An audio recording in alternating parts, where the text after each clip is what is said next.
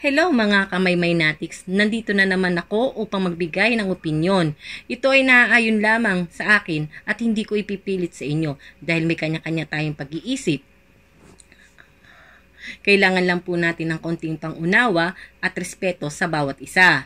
Lagi kong sinasabi na ang gusto ko ay hindi pwedeng gusto nyo rin. At ang gusto nyo rin, dapat hindi nyo rin pinipilit na gustuhin ko rin dahil may kanya-kanya po tayong pag-iisip. Ang kailangan lang po natin ay konting respeto sa bawat isa at iwasan natin ang manghila pababa dahil ang paghila natin ng iba pababa ay hindi naman natin to ikakaangat. Ang paghila natin kay Edward o kay Maymay pababa ay hindi naman ho ikakaangat ng ibang celebrity pataas. At ang paghila natin sa ibang celebrity pababa ay hindi rin naman ikakaangat ni Maymay at saka ni Edward. Bagkus baka nga ikasira pa nila ito. Kaya kung hindi natin gusto ang isang tao, iwasan na lang po natin para hindi ho tayo makapagsalita ng hindi maganda. At kung gusto naman po natin ang isang tao, suportahan po natin. Ipakita natin sa kanila ang ating pagmamahal at pagsuporta. O tara na, umpisahan na natin panoorin ang nasabi kong video at magbibigay ako ng sarili kong opinion sa inyo. Salamat! Dito na tayo sa wakas. Okay, magbibigay na ako ng opinion. Kasi marami nagkagalit kay Robby. Tinatawag siyang aso ng mga Maydon. Kasi lagi siya nagta-thank you. Guys, nandito sila sa kubo. Siyempre, nagbibigay sila ng malalaking gift. Nagbibigay sila ng dayas. Nagbibigay sila ng Malacanang, ng Agila. Siyempre, magta-thank you sila. Magta-thank you sila. Sumusuporta kasi sila eh. Oh. Sino ba nagpapasweldo sa kanila? Saan ba kinukuha yung sweldo nila? Di ba sa mga gift na binibigay natin? Siyempre nag-effort ang ibang fandom, pasasalamatan nila para naman silang ingrato kung hindi nila papasalamatan yun, di ba? Siyempre magta-thank you sila. Pero,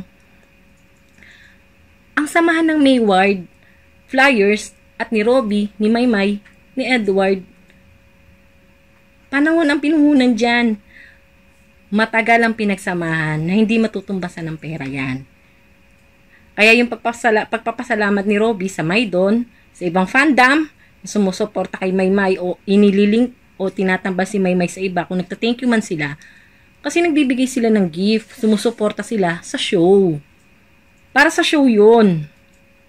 Ngayon, kung ayaw nyo mag-thank you sila sa Maydon, di mag-drop din kayo ng gift. Para puro Mayward lang ang pasalamatan nila, di ba? Ganun lang naman kasimple yun eh. Siyempre sila may malaking binigay kaya magta-thank you sa kanila. O thank you Maydon, sinusuportahan yung ang mga ganap ni Maymay, ang mga ganap ni Edward. Pero sana iwasan naman natin yung hihilahin natin si Edward, hihilahin natin si Belle. Wala namang ginagawang masama yung mga bata, nagtatrabaho lang naman sila. Suportahan na lang natin sila nang hindi tayo nananakit ng kapwa natin.